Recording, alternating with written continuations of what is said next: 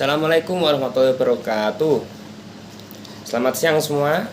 Hari ini saya akan membahas sebuah topik yang sangat penting dalam sejarah Indonesia, yaitu peran diplomasi dalam meraih kemerdekaan. Sebelum masuk ke diplomasi, kita harus memahami apa itu diplomasi terlebih dahulu. Yaitu diplomasi adalah salah satu instrumen utama yang digunakan oleh bangsa Indonesia dalam perjuangan merebut kemerdekaan dari penjajahan. Mari kita jelajahi lebih lanjut mengenai bagaimana diplomasi membantu mewujudkan cita-cita kemerdekaan kita. Di dalam mewujudkan cita-cita kemerdekaan Indonesia pada saat itu, Indonesia melakukan diplomasi dengan Belanda, yaitu melakukan pertemuan yang dilaksanakan di Den Haag, Belanda dari 23 Agustus hingga 2 November 1949 antara perwakilan Republik Indonesia Belanda dan BFO yang mewakili berbagai negara yang diciptakan Belanda di Kepulauan Indonesia. Sebelum konferensi ini berlangsung 3 pertemuan tingkat tinggi antara Belanda dan Indonesia, yaitu Perjanjian Linggarjati pada tahun 1947, Perjanjian Renville pada tahun 1948, dan Perjanjian Romroyen pada tahun 1949, dan diakhiri dengan konferensi ini dengan kesediaan Belanda untuk menyerahkan kedaulatan Republik Indonesia Serikat. Usaha untuk meredam kemerdekaan Indonesia dengan jalan kekerasan berakhir dengan kegagalan. Belanda mendapat kecaman keras dari dunia internasional. Belanda dan Indonesia kemudian mengadakan beberapa pertemuan untuk menyelesaikan masalah ini secara diplomasi. Lewat perundingan Linggarjati dan Perjanjian Renville pada 28 Januari 1949, Dewan Keamanan Perserikatan Bangsa-Bangsa meloloskan resolusi yang mengecam serangan militer Belanda terhadap tentara Republik Indonesia dan menuntut dipulihkannya pemerintah Republik. Disuruhkan pula kelanjutan perundingan untuk menemukan penyelesaian damai antara dua pihak, yaitu Indonesia dan Belanda. Menyusul Perjanjian Romroyen pada 6 Juli yang secara efektif ditetapkan oleh resolusi Dewan Keamanan, yaitu Muhammad Rome mengatakan bahwa Republik Indonesia yang para pemimpinnya masih diasingkan di Bangka bersedia ikut serta dalam konferensi meja bundar untuk mempercepat penyerahan kedaulatan Republik Indonesia. Pemerintah Indonesia yang telah diasingkan selama 6 bulan kembali ke ibu kota, sementara di Yogyakarta pada 6 Juli 1949 demi memastikan kesamaan posisi perundingan antara delegasi Republik dan Federal dalam paruh kedua, yaitu Juli 1949, dan sejak 31 Juli 2 Agustus konferensi intern Indonesia diselenggarakan di Yogyakarta antara semua otoritas bagian dari Republik Indonesia Serikat yang akan dibentuk. Para partisipan setuju mengenai prinsip dan kerangka dasar konstitusinya. Menyusul diskusi pendahuluan yang disponsori oleh Komisi PBB untuk Indonesia di Jakarta, ditetapkan bahwa konferensi meja bundar akan digelar di Den Haag, Belanda. Dalam negosiasi antara Indonesia dan Belanda, yaitu menghasilkan sejumlah dokumen, di antara Piagam Kedaulatan, Statuta Persatuan, Kesepakatan Ekonomi, serta kesepakatan terkait urusan sosial dan militer. Mereka juga menyampaikan penarikan mundur tentara Belanda dalam waktu sesingkat-singkatnya, serta Republik Indonesia Serikat memberikan status bangsa paling disukai kepada Belanda. Selain itu, tidak akan ada diskriminasi terhadap warga negara dan perusahaan Belanda serta Republik bersedia mengambil alih kesepakatan dagang yang sebelumnya dirundingkan oleh Hindia Belanda. Akan tetapi ada perdebatan dalam hal utang pemerintah kolonial Belanda dan status Papua Barat. Perundingan mengenai utang luar negeri pemerintahan kolonial Belanda berlangsung berkepanjangan, dengan masing-masing pihak menyampaikan perhitungan mereka dan berpendapat mengenai apakah Indonesia Serikat mesti menanggung utang yang dibuat oleh Belanda setelah mereka menyerah kepada Jepang pada 1942. Delegasi Indonesia terutama merasa marah karena harus membayar biaya yang menurut mereka digunakan oleh Belanda dalam tindakan militer terhadap Indonesia. Pada akhirnya, berkat intervensi anggota US dalam Komisi PBB untuk Indonesia, Bank Indonesia menyadari bahwa kesediaan membayar sebagian utang Belanda adalah harga yang harus dibayar demi memperoleh kedaulatan pada 24 Oktober.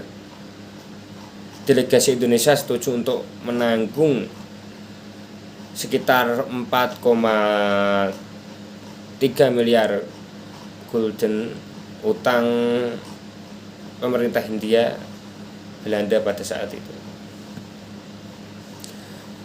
Permasalahan mengenai Papua Barat yang hampir menyebabkan pembicaraan menjadi buntu.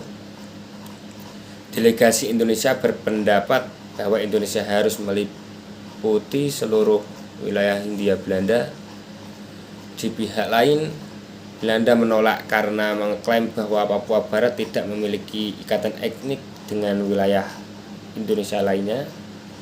Meskipun opini publik Belanda yang mendukung penyerahan Papua Barat kepada Indonesia, Kabinet Belanda khawatir tidak akan dapat meratifikasi perjanjian meja bundar jika poin ini disepakati.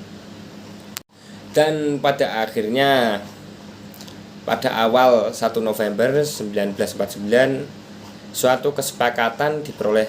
Status Papua Barat akan ditentukan melalui perundingan antara Indonesia Serikat dengan Belanda dalam waktu 1 tahun setelah penyerahan kedaulatan.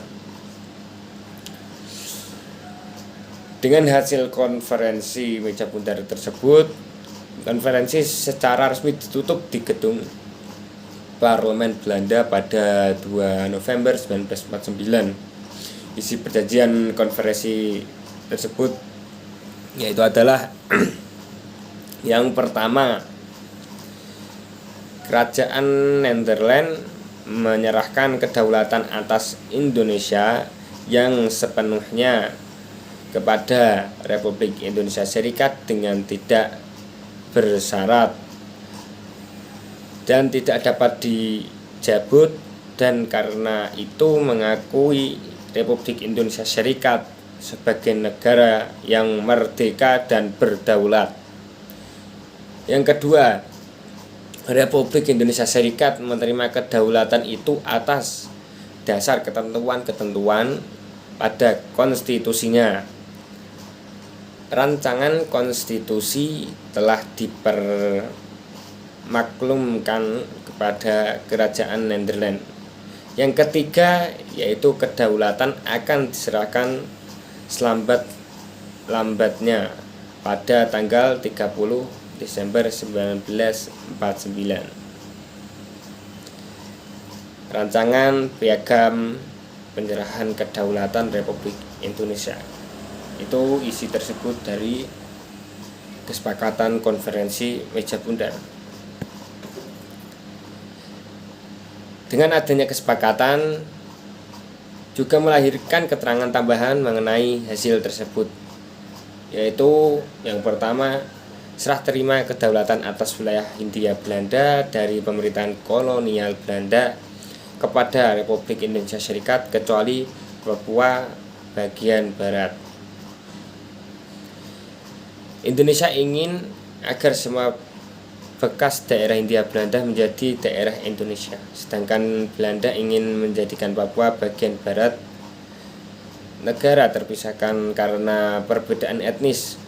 Konferensi ditutup tanpa keputusan mengenai hari ini karena itu pasal 2 menyebutkan bahwa Papua bagian barat bukan bagian dari serah terima dan bahwa masalah ini akan diselesaikan dalam waktu 1 tahun.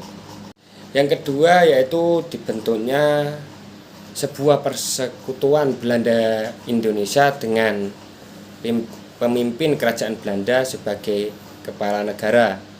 Yang ketiga yaitu pengambil alihan uang Hindia Belanda oleh Republik Indonesia Serikat. Parlemen Belanda memperdebatkan kesepakatan tersebut dan majelis tinggi maupun rendah meratifikasinya pada tanggal 21 Desember oleh mayoritas 2/3 yang dibutuhkan. Terlepas dari kritik khususnya mengenai asumsi utang pemerintah Belanda dan status Papua Barat yang belum terselesaikan, Legislatif Indonesia, Komite Nasional Indonesia Pusat atau KNIP meratifikasi kesepakatan tersebut pada tanggal 14 Desember 1949 dengan kedaulatan dipindahkan kepada Republik Indonesia Serikat pada tanggal 27 Desember 1949. Tanggal 27 Desember 1949